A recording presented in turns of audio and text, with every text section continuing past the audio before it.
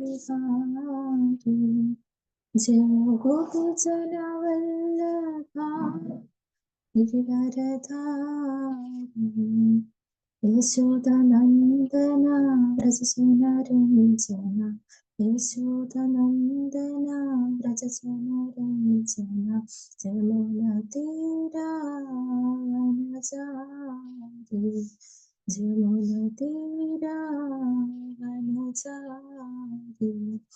जय राधमाधवा कुञ्ज बिहारी जय गोपी जनवल्लभा गिरिवरधारी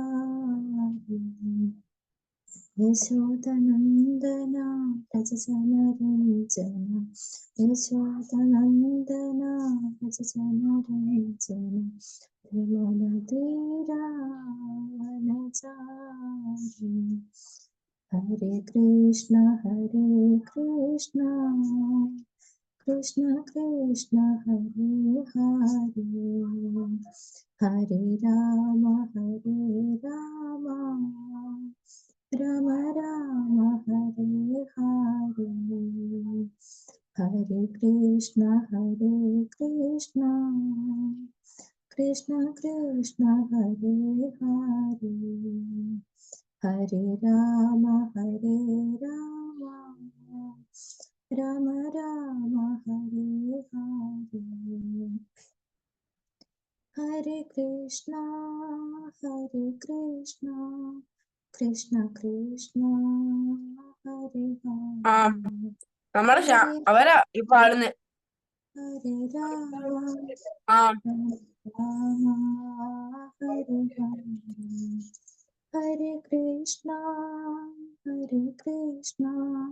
कृष्ण कृष्ण हरे हरे हरे राम राम हरे हरे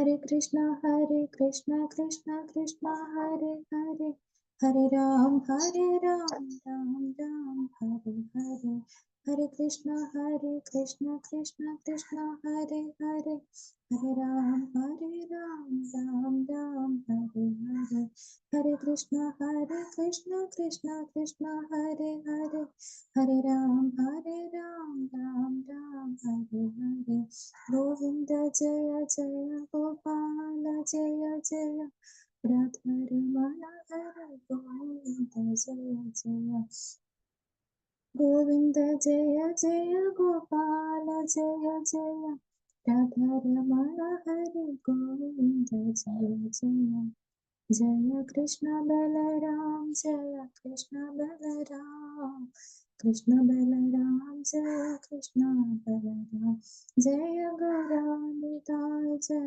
गौरानिताय जय गौरानिताय जय जय प्रभुपाद जय जय प्रभुपाद जय जय गुरुदेव जय जय गुरुदेव नमो भगवते वासुदेवाय ओम नमो भगवते वासुदेवाय ओम नमो भगवते वासुदेवाय कृष्ण ശ്രീമദ് ഭാഗവതം ഒന്നാം സ്കന്ധം 6-ാമത്തെ അധ്യായത്തിൽ. ഹരേ കൃഷ്ണ. മാതാജി കുറച്ചുകൂടെ സൗണ്ട് വേണം മാതാജി, സൗണ്ട് വളരെ കുറവാ. ഹരേ കൃഷ്ണ മാതാജി. ശ്രീമദ് ഭാഗവതം ഒന്നാം സ്കന്ധം 6-ാം അധ്യായം 12-13 ശ്ലോകങ്ങളാണ് പറഞ്ഞിട്ടുള്ളത്. കേൾക്കാമോ മാതാജി? ഇതില് 12-ാമത്തെ ശ്ലോകം. ചിത്രധാതു വിചിത്രാദ്രി അപഭഗ്ന ഭുജദ്രുമാൻ ജലാശയ ഇവ ജലനാ നളിനി സുരസേവിത ചിത്ര സ്വനൈ പത്രരഥർ വിഭ്രമത് ഭ്രമര ശ്രേയ. 13-ാമത്തെ ശ്ലോകം. നളവേണു ശരസ തത് ബഹുകുശ കീചക ഗഹ്വരം ഏക ഏവാദിയാന്തോ അഹമദ്രാക്ഷം വിപിനം മഹൽ ഘോരം പ്രിയ ഭയാകാരം വ്യാളോലുക ശിവാജിരം. ഓം അജ്ഞാനതിമിരാന്ധസ്യ ജ്ഞാനാഞ്ജനശലാകയാ ചക്ഷുരുന്മിലിതം യേന തസ്മൈ ശ്രീഗുരവേ നമഃ. ശ്രീചൈതന്യമനോഭീഷ്ടം സ്ഥാപിതം യേന ഭൂതലേ സ്വയം രൂപ കഥാമുഖം വദാന്തി. നമോ വിഷ്ണുപാദായ കൃഷ്ണപ്രേഷ്ഠായ ഭൂതലേ ശ്രീമതേ ഭക്തിവേദാന്ത സ്വാമിനേ നാമിനെ. നമസ്തേ സാരസ്വതേ ദേവേ ഗൗരവാണി പ്രചാരിണേ നിർവിശേഷ ശൂന്യവാദി പാശ്ചാത്യദേശാത്മേ. ജയ ശ്രീകൃഷ്ണ ചൈതന്യ പ്രഭു നിത്യാനന്ദ ശ്രീ അദ്വൈത ഗദാധര ശ്രീവാസാദി ഗൗരഭക്തവൃന്ദ. ഹരേ കൃഷ്ണ കൃഷ്ണ കൃഷ്ണ ഹരേ ഹരേ, ഹരേ രാമ രാമ രാമ ഹരേ ഹരേ. ഹരേ കൃഷ്ണ കൃഷ്ണ കൃഷ്ണ ഹരേ ഹരേ, ഹരേ രാമ രാമ രാമ. ശബ്ദമില്ലല്ലോ, കുറച്ചുകൂടെ ശബ്ദം ഉണ്ടായിരുന്നെങ്കിൽ കേൾക്കാമായിരുന്നു. 12ാമത്തെ ശ്ലോകത്തിന്റെ വിവർത്തനം. സ്വർണം, വെള്ളി, ചെമ്പ് മുതലായ ധാതുക്കളാൽ സമ്പൂർണങ്ങളായ ഖനികളുള്ള മലകളിലൂടെയും പർവ്വതങ്ങളിലൂടെയും സ്വർഗവാസികൾക്ക് യോഗ്യമായ വിധം ഹൃദയാഹാരിയായി ആലാപനം ചെയ്യുന്ന പക്ഷികളാലും വിഹുരമായ തേനീച്ചകളാലും അലങ്കൃതമായ മനോഹരമായ താമരപ്പൂക്കളാൽ സമർത്ഥമായ ജലാശയ സമ്പൂർണമായ ഭാഗങ്ങളിലൂടെയും ഞാൻ സഞ്ചരിച്ചു. 13ാമത്തെ ശ്ലോകത്തിന്റെ വിവർത്തനം. അനന്തരം മുളകൂട്ടങ്ങൾ, ഈറകൾ, കോരപ്പുല്ല്, കുശപ്പുല്ല്, കൂർത്ത പുല്ല്, കാട്ടുചെടികൾ, പാഴ്ചെടികൾ, ഗുഹകൾ എന്നിവയാൽ സമർത്ഥമായതും ഒറ്റയ്ക്ക് സഞ്ചരിക്കാൻ ഏറെ പ്രയാസമേറിയതുമായ നിരവധി വനങ്ങളിലൂടെ ഏകനായി ഞാൻ സഞ്ചരിച്ചു. സർപ്പങ്ങളുടെയും മൂങ്ങകളുടെയും ജംബൂമാരുടെയും വിഹാര കേന്ദ്രവും നിഗൂഢവും അന്ധകാരപൂർണവും ആവൽക്കരമാം വിധം ഭയാനകവുമായ വനങ്ങളും ഞാൻ സന്ദർശിച്ചു. ഭാവാർത്ഥം. ഭഗവാനിലുള്ള വിശ്വാസവും മനോധൈര്യവും ആർജിക്കാനായി വനങ്ങൾ, മലകൾ, നഗരങ്ങൾ, ഗ്രാമങ്ങൾ തുടങ്ങിയവയിലൂടെ ഏകനായി സഞ്ചരിച്ച് ഭഗവത് സൃഷ്ടിയുടെ സർവ്വവിധ വൈവിധ്യങ്ങളും അനുഭവിച്ചറിയുകയും അതുപോലെ തന്നെ ഭഗവത് സന്ദേശങ്ങളാൽ നിവാസികളെ പ്രബുദ്ധരാക്കുകയും ചെയ്യുക എന്നത് ഒരു ഭിക്ഷാദേവിയുടെ കർത്തവ്യമാകുന്നു. നിർഭയനായി ഈ സർവ്വവിധ ആപത് സാധ്യതകളെയും സ്വീകരിക്കാൻ ഒരു സന്യാസി കർത്തവ്യബദ്ധനാണ്. ശ്രേഷ്ഠ മാതൃകാ സന്യാസി ശ്രീ ചൈതന്യ മഹാപ്രഭുവായിരുന്നു. അദ്ദേഹം അതേ പ്രകാരത്തിൽ കടുവകൾ, കരടികൾ, നാഗങ്ങൾ, മാനുകൾ, ഗജങ്ങൾ, മറ്റനേകം കാട്ടുമൃഗങ്ങൾ എന്നിവയെ പോലും പ്രബുദ്ധരാക്കിക്കൊണ്ട് മധ്യഭാരതത്തിലെ വനങ്ങളിലൂടെ സഞ്ചരിച്ചു. ഈ കലിയുഗത്തിൽ സന്യാസം സാധാരണ ജനങ്ങൾക്ക് നിരുദ്ധമാണ്. പ്രശസ്തിക്ക് വേണ്ടി തന്റെ വസ്ത്രം മാറ്റുന്ന ഒരാൾ യഥാർത്ഥ ഉത്തമ സന്യാസിയിൽ നിന്നും വ്യത്യസ്തനാണ്. എങ്കിലും പരിപൂർണമായി സാമൂഹ്യ സംസർഗം വർജിക്കുമെന്നും ഭഗവത് സേവനത്തിനായി സമ്പൂർണ്ണ ജീവിതവും സമർപ്പിക്കുമെന്നും ശപഥമെടുക്കണം. വസ്ത്രമാറ്റം ഔപചാരികത്വം മാത്രമാണ്. ശ്രീ ചൈതന്യ മഹാപ്രഭു സന്യാസനാമം സ്വീകരിച്ചിട്ടില്ല. ചൈതന്യ മഹാപ്രഭുവിന്റെ കാലടികളെ പിന്തുടർന്ന് ഈ കലിയുഗത്തിൽ സന്യാസി എന്ന് വിശേഷിപ്പിക്കപ്പെടുന്നവർ അവരുടെ പൂർവോക്തമായ നാമങ്ങൾ മാറ്റുന്നില്ല.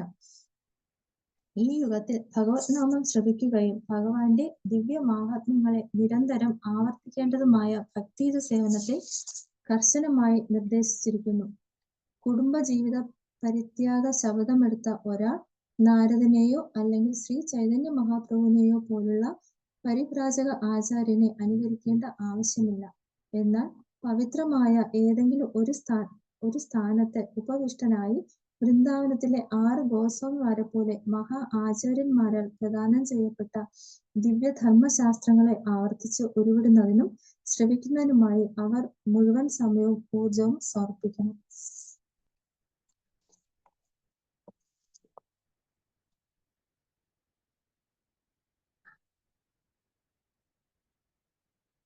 ഇവിടെ ഹരേ കൃഷ്ണ, ഇവിടെ കഴിഞ്ഞ അധ്യായത്തില് നാരദ മുനിയുടെ ശ്രീമദ് ഭാഗവത നിർദ്ദേശങ്ങളെ കുറിച്ചുള്ള വിവരങ്ങളായിരുന്നു. അടുത്ത് ഈ 6ാമത്തെ അധ്യായത്തില് വ്യാസദേവനും നാരദ മുനിയും തമ്മിലുള്ള സംഭാഷണത്തെ കുറിച്ചാണ് പറയുന്നത്. അപ്പോൾ ഇവിടെ ആദ്യം പറയുന്നുണ്ട്, ആദ്യത്തെ കുറച്ച് ശ്ലോകങ്ങളില് 1 തൊട്ട് 4 വരെയുള്ള ശ്ലോകങ്ങളില് വ്യാസദേവൻ നാരദമുനിയുടെ ജീവിതത്തെക്കുറിച്ച് ചോദിക്കുന്നുണ്ട്. അതായത് വ്യാസദേവൻ നാരദമുനിയോട് ചോദിക്കുന്നു, പിന്നെ നമ്മള് ഭക്തി വേദാന്തങ്ങൾ പോയതിനു ശേഷം താങ്കൾ എന്ത് ചെയ്തു, പിന്നെ ദീക്ഷയ്ക്ക് ശേഷം എങ്ങനെ ജീവിതം കൊണ്ടുപോയി, പിന്നെ എങ്ങനെ താങ്കൾക്ക് ഈ ശരീരം ലഭിച്ചു, പിന്നെ കഴിഞ്ഞ ജീവിതം എങ്ങനെയായിരുന്നു, പിന്നെ ഭഗവാൻ നാരദമുനിയുടെ മുന്നിൽ അതിനുശേഷം ഭഗവാൻ നാരദമുനിയുടെ മുന്നിൽ പ്രത്യക്ഷപ്പെട്ടതിനെ കുറിച്ച് നാരദമുനി സംസാരിക്കുന്നുണ്ട്.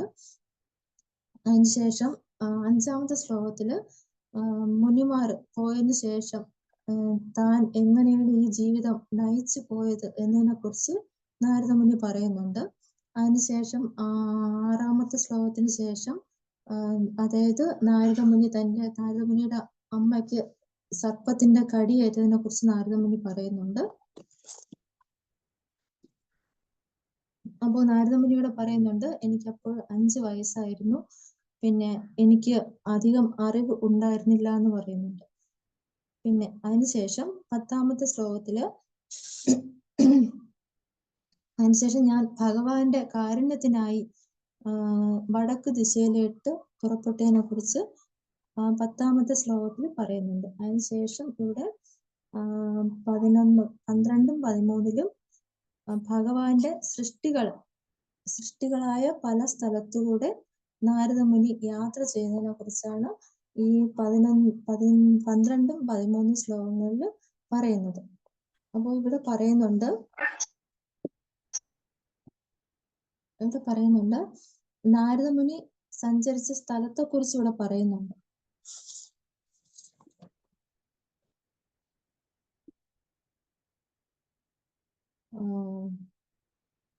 മുളങ്കൂട്ടങ്ങൾ, ഈറകൾ, കോരപ്പുല്ല്, കുശപ്പുല്ല്, കൂർത്തപുല്ല്, കാട്ടുചെടികൾ, പാഴ്ചെടികൾ, ഗുഹകൾ എന്നിവ കൊണ്ട് സമർത്ഥമായ സ്ഥലത്ത് വളരെ പ്രയാസമേറിയ വനത്തിലൂടെയാണ് ഞാൻ ഏകനായി സഞ്ചരിച്ചുവെന്ന് നാരദമുനിയോട് പറയുന്നുണ്ട്. അപ്പോ ഇതെല്ലാം ഭഗവാന്റെ സൃഷ്ടിയാണെന്നും ഇവിടെ പറയുന്നുണ്ട്. അപ്പോ ഈ ഭഗവാന്റെ ഈ സൃഷ്ടികൾ,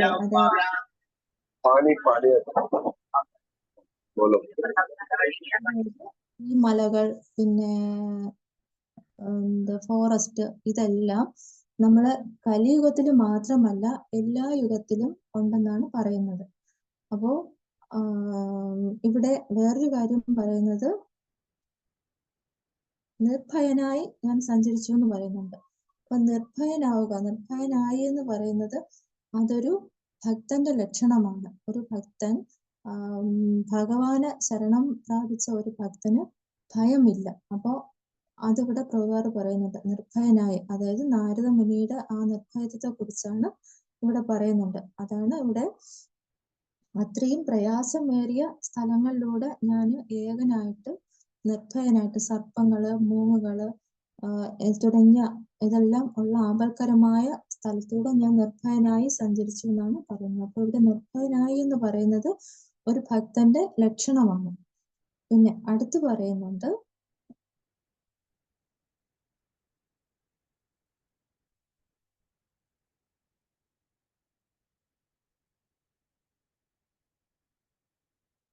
വർത്തമാന യുഗത്തിലെ ശ്രേഷ്ഠ മാതൃകാ സന്യാസി എന്ന് പറയുന്നത് ശ്രീ ചൈതന്യ മഹാപ്രഭു ആയിരുന്നു. അദ്ദേഹം അതേ പ്രകാരത്തിൽ കടുവകൾ, കരടികൾ, നാഗങ്ങൾ, മാനുകൾ, ഗജങ്ങൾ, മറ്റനേകം കാട്ടുമൃഗങ്ങൾ എന്നിവയെ പോലെയും പ്രബുദ്ധരാക്കിക്കൊണ്ട് മധ്യഭാരതത്തിലെ വനങ്ങളിലൂടെ സഞ്ചരിച്ചു. അപ്പൊ ഇവിടെ അടുത്ത് ചൈതന്യ മഹാപ്രഭു, അതായത് കലിയുഗത്തിലെ ശ്രേഷ്ഠ മാതൃകാ സന്യാസിയാണ് ഭഗവാന്റെ തന്നെ അവതാരമായ ശ്രീ ചൈതന്യ മഹാപ്രഭു. അപ്പൊ ചൈതന്യ മഹാപ്രഭു നമുക്കത് കാണിച്ചു തന്നിട്ടുള്ളതായിട്ട് ഇവിടെ പറയുന്നുണ്ട്. അദ്ദേഹവും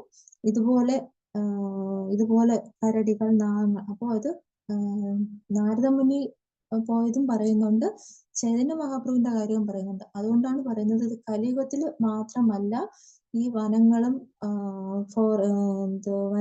ഇതുപോലുള്ള കാര്യങ്ങളുള്ളത് എല്ലാ യുഗത്തിലും ഈ വക കാര്യങ്ങൾ ഉണ്ടെന്നുള്ളത് ഇവിടെ നമുക്ക് മനസ്സിലാക്കാൻ കഴിയുന്നുണ്ട്. അപ്പോൾ ചൈതന്യ മഹാപ്രഭു കലിയുഗത്തിലും ഇതുപോലെ നമുക്ക് ഈ മാതൃക കാട്ടി തന്നിട്ടുണ്ട്. അടുത്ത് പറയുന്നുണ്ട്,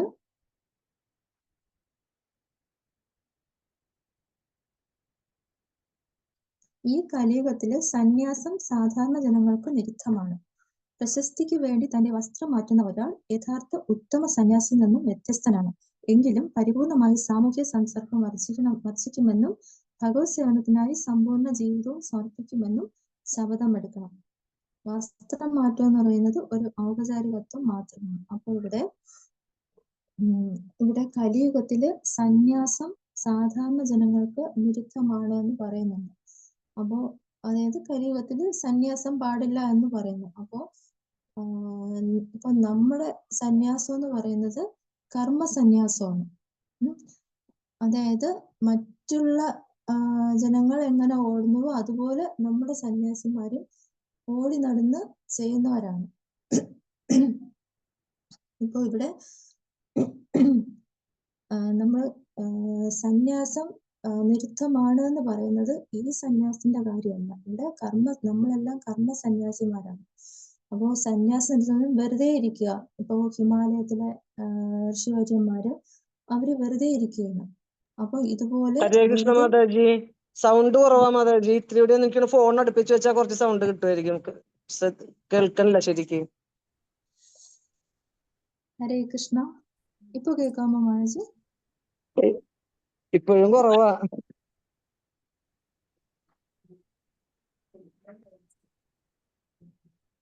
സൗണ്ട് മാക്സിമം കൂട്ടി വെച്ചേക്കുക മാതാജി. കുറച്ചുകൂടെ ഉറച്ച് പറയാൻ ശ്രമിക്കാം മാതാജി. അപ്പോ ഈ കലിയുഗം പറയുന്നത് കേൾക്കാമോ മാതാജി? ഈ കലിയുഗത്തില് പക്ഷെ ഭയങ്കര കുറവാണ്. മാറ്റമൊന്നുമില്ല, അതുപോലെ തന്നെയുണ്ട്. തുടങ്ങിയപ്പോ മുതലേ ഇങ്ങനെ തന്നെയാ. ഈ കലിയുഗത്തില് സന്യാസം നിരുദ്ധമാണ് എന്ന് പറയുന്നത് അതായത് നമ്മൾ എല്ലാവരും അതായത് നമ്മുടെ ഗൗഡിയ വൈഷ്ണവ സമ്പ്രദായത്തിലുള്ളത് കർമ്മസന്യാസമാണ്. അപ്പൊ കർമ്മസന്യാസം എന്ന് പറയുന്നത് നമ്മള് മറ്റുള്ളവരെ പോലെ നമ്മൾ ഓടി നടന്ന് പ്രചാരം ചെയ്യുന്നു. അതാണ് കർമ്മസന്യാസം. അപ്പൊ അത് ഇപ്പോഴും ആകാം. അപ്പോ വെറുതെ ഇരിക്കുന്ന സന്യാസം അതാണ് നമ്മള് വേണ്ട എന്ന് പറയുന്നത്. ഇപ്പൊ ഉദാഹരണത്തിന് ഹിമാലയത്തിലെ ഋഷിവര്യന്മാര് അവര് വെറുതെ ഇരിക്കുകയാണ്. അപ്പോ വെറുതെ നമ്മളൊരു സന്യാസം എടുത്തത് ജനങ്ങളെ മധ്യത്തിൽ നിന്ന് പ്രചാരം ചെയ്യണം. അപ്പൊ അതാണ് നമ്മുടെ സന്യാസിമാര് ചെയ്യുന്നത്. പിന്നെ അപ്പൊ അതുകൊണ്ട് നമ്മൾ ഈ നിഷിദ്ധമാണെന്ന് പറയുന്നത് ഈ സന്യാസമല്ല. അപ്പൊ ഒരു സന്യാസിയുടെ കടമ എന്ന് പറയുന്നത് ജനത്തിന്റെ മധ്യയിൽ നിന്ന് പ്രചാരം ചെയ്യുക എന്നതാണ്. പിന്നെ ഈ ഒരു 4 റെഗുലേറ്റീവ് പ്രിൻസിപ്പിൾ എന്ന് പറയുന്നത് ഈ 4 യുഗത്തിലും അത് ബാധകമാണ്. ഈ 4 യുഗത്തിൽ അതായത് ഇത് പാലിച്ചാൽ മാത്രമേ നമുക്ക് ഭഗവത് ധാമത്തിലോട്ട് പോകാൻ സാധിക്കുള്ളൂ. അപ്പോ അതായത് നമ്മുടെ ഇടയിലൊരു സന്യാസി എന്ന് പറയുന്നത് അവര് സന്യാസം സ്വീകരിക്കുന്നത് എന്ന് പറയുന്നത് വെറും ഒരു പ്രചാരണത്തിന് മാത്രമാണ് അവർ സന്യാസം സ്വീകരിക്കുന്നത്. അത് പ്രചരിപ്പിക്കാൻ വേണ്ടി തന്നെയാണ്. അപ്പോ ആ ഒരു സന്യാസം എന്ന് പറയുന്നത് നമുക്ക് നിഷിദ്ധമല്ല. പിന്നെ അതുപോലെ നമ്മള് ഇവിടെ വസ്ത്രത്തിന്റെ കാര്യം പറയുന്നുണ്ട്. വെറുതെ ഒരു ഡ്രസ്സ് മാറിയെന്ന് പറയുന്നത് കൊണ്ട് സന്യാസി ആവില്ല. ഡ്രസ്സ് മാറുക, തിരുതണ്ട് വെച്ചുകൊണ്ടുള്ള അതാണ് നമ്മൾ വേണ്ട വിധത്തിൽ ഇറങ്ങി പ്രചാരം ചെയ്യുക എന്നുള്ളതാണ് നമ്മുടെ സന്യാസിമാരുടെ കർത്തവ്യം. പിന്നെ അടുത്ത് പറയുന്നുണ്ട്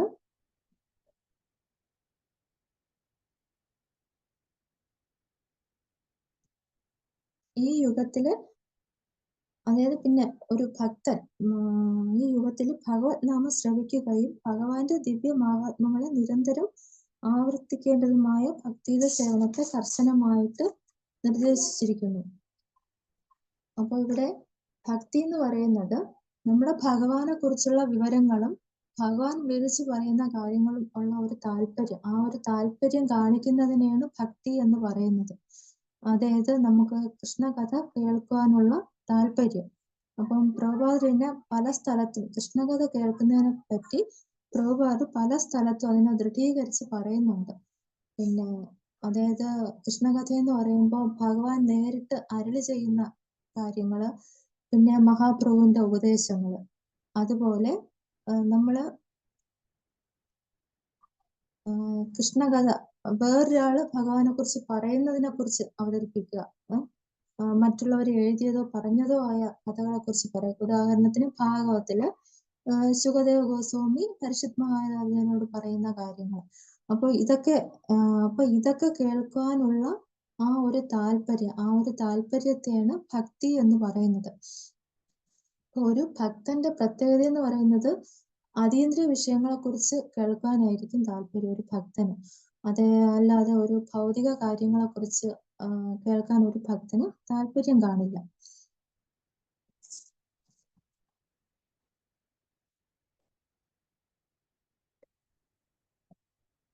അപ്പൊ ഇവിടെ നാരദ മുനിയുടെ കൃഷ്ണാനുഭവത്തെ കുറിച്ച് പറയുന്നുണ്ട്.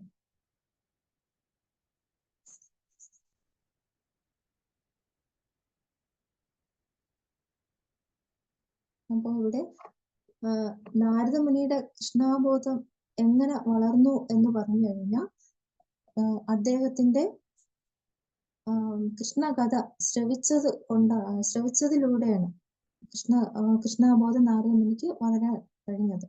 അപ്പോൾ അന്ന് അദ്ദേഹത്തിന്റെ പ്രായം എന്ന് പറയുന്നത് 5 വയസ്സായിരുന്നു. അപ്പോൾ നാരദ മുനിയുടെ നമ്മുടെ 5-ാമത്തെ അധ്യായത്തില് പറയുന്നുണ്ട്, ഹേ വ്യാസദേവ, ആ സംസർഗത്തില് വലിയ മഹാവേദാന്തികളുടെ കരുണയാൽ ഭഗവാൻ കൃഷ്ണന്റെ ആകർഷണീയമായ ലീലകൾ കേൾക്കാനായിട്ട് എനിക്ക് ഭാഗ്യമുണ്ടായി. അങ്ങനെ ശ്രദ്ധയോടുകൂടി പരമപുരുഷനെ കുറിച്ച് കേൾക്കാനുള്ള ആഗ്രഹം വർദ്ധിച്ചുകൊണ്ടിരുന്നു. അപ്പൊ ഇവിടെ പറയുന്നുണ്ട്, ശ്രദ്ധയോടെ എനിക്ക് ഭഗവാന്റെ കഥകള് കേൾക്കാനുള്ള ആഗ്രഹം. എങ്ങനെയാണ്? മഹാവേദാന്തികളുടെ കരുണ കൊണ്ട്. അവര് കൃഷ്ണകഥയെ കുറിച്ച് പറയുന്നത് കേട്ടാണ് എനിക്ക് ഭഗവാനെ കുറിച്ച് ഭഗവാനെ കുറിച്ച് ആകർഷണം തോന്നിയത്. അപ്പൊ ഇവിടെ ആ ഒരു ശ്രദ്ധയോടുകൂടി കേട്ടു എന്നുള്ള ഒരു വാക്ക് ഇവിടെ പ്രധാനമാണ്. കാരണം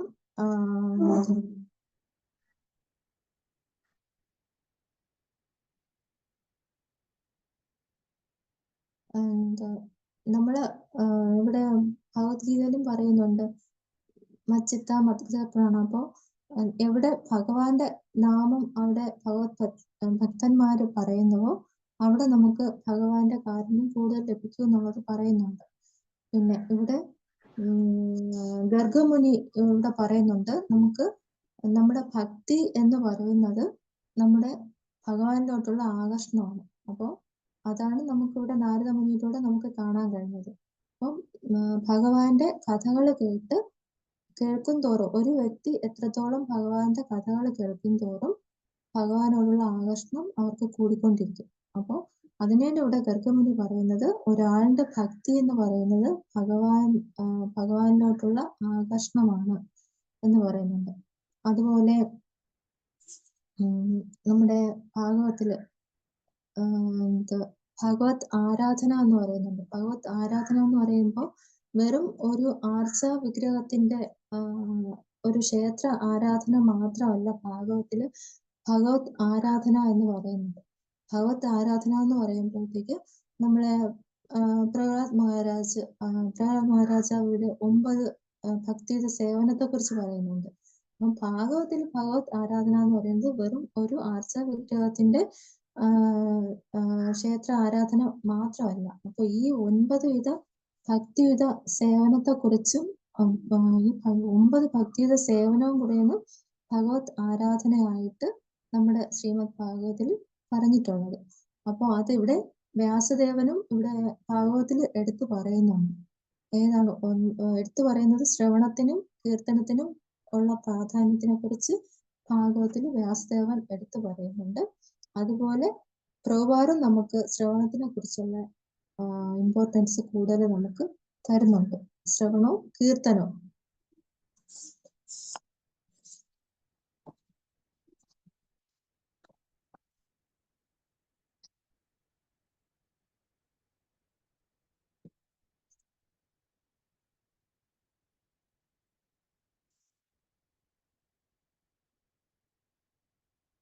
നമുക്ക് ഇവിടെ ഈ ഒരു ഇതില് നാരദമുനിയും വ്യാസദേവനും തമ്മിലുള്ള സംഭാഷണമാണ്.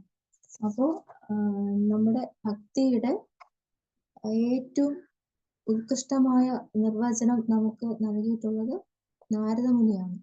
അപ്പോൾ അതുപോലെ കാലാകാലങ്ങളിലുള്ള ഭക്തന്മാര്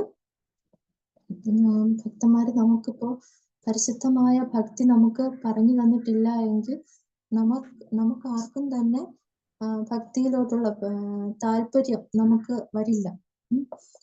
വെറും പരമമായ ഭക്തി എന്ന് പറയുന്നത് വെറും ഒരു സാങ്കല്പികമായ ആദർശം മാത്രം ആയി പോകുമായിരുന്നു. അപ്പോൾ ഇങ്ങനെ ഇതുപോലെയുള്ള ഭക്തന്മാരുടെ ഈ ഒരു നിർവചനങ്ങളും കാര്യങ്ങളുമാണ് നമ്മളെ ഓരോരുത്തരെയും ഭക്തിയിലോട്ട് കൊണ്ടുപോകുന്നത്.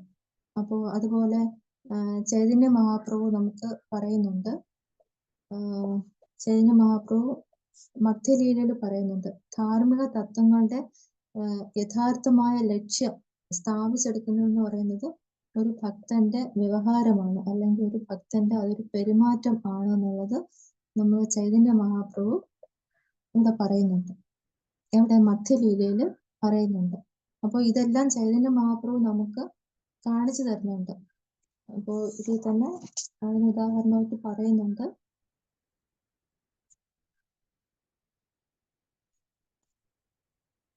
ഒരു യഥാർത്ഥ സന്യാസി എങ്ങനെ ആവണമെന്നും അത് ഇവിടെ പറയുന്നത് ചൈതന്യ മഹാപ്രഭുവിനെ തന്നെയാണ് ഇവിടെ ഉദാഹരണമായിട്ട് തരുന്നത്. അതായത് നാരദമുനി സഞ്ചരിച്ച വനങ്ങളിലൂടെ പോയതും അത് എങ്ങനെ ചൈതന്യ മഹാപ്രഭു പോയതിനെ കുറിച്ച് പറയുന്നുണ്ട്.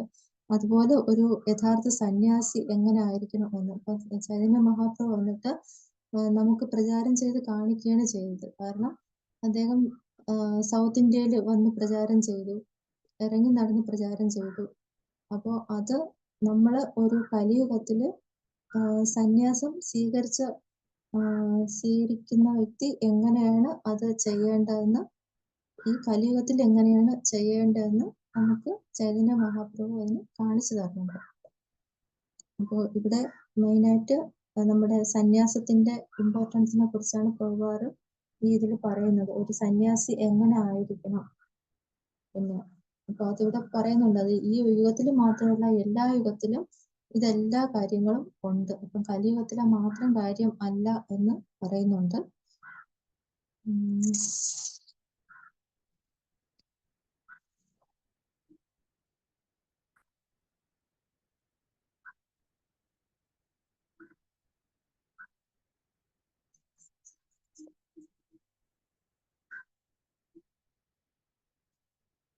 അപ്പോൾ ഇത്രയും കാര്യങ്ങളാണ് ഈ ശ്ലോകത്തിൽ നിന്ന് എനിക്ക് മനസ്സിലാക്കിയെടുക്കാൻ കഴിഞ്ഞത്.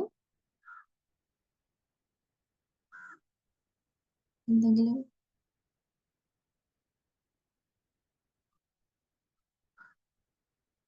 ഹരേ കൃഷ്ണ.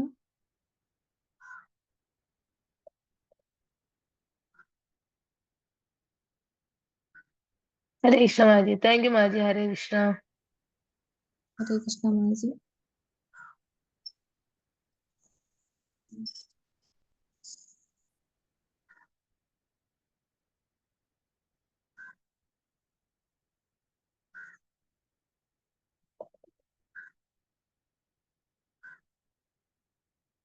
ഹരേ കൃഷ്ണ. വളരെ നന്ദി മാതാജി. Thank you. മാതാജിയുടെ ക്ലാസ്സിന് വളരെ നന്ദി. നല്ല ക്ലാസ് ആയിരുന്നു. മാതാജി സൗണ്ട് പൊതുവെ കുറവാണ്. നമ്മള് മാതാജി ഇനി എത്ര സൗണ്ട് വെച്ച് പറയണമെന്ന് പറഞ്ഞാലും മാതാജിയുടെ സൗണ്ട് ഇത്രയേ ഉള്ളൂ എന്നുള്ളത് ഒരു സത്യമാണ്. മാതാജി വളരെ ശാന്തയും സമാധാനപ്രിയയുമാണ്. അതുകൊണ്ട് തന്നെ മാതാജിയുടെ സൗണ്ടും സാധാരണഗതിയിൽ അല്പം കുറവാണ്. പക്ഷെ ക്ലാസ് നന്നായിരുന്നു. Thank you Mataji. വളരെ സന്തോഷം. വളരെ നന്ദി.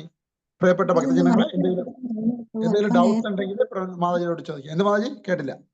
അല്പം നേരത്തെ നിർത്തേണ്ടി വന്നു. ഇത്ര ഇതിൽ നിന്നും മനസ്സിലാക്കിയെടുക്കാൻ പറ്റുള്ളൂ. ആ ശ്ലോകത്തിൽ കുറച്ചേ ഉള്ളൂ മാതാജി പറയാൻ. നന്നായി പറഞ്ഞു. നന്ദി മാതാജി. നന്ദി. ഭക്തജനങ്ങൾക്ക് എക്സ്ട്രാ പോയിന്റ്സോ കമന്റ്സോ ആഡ് ചെയ്യാം. ദയവായി മുന്നോട്ട് വന്നാൽ. ഹരേ കൃഷ്ണ. Thank U.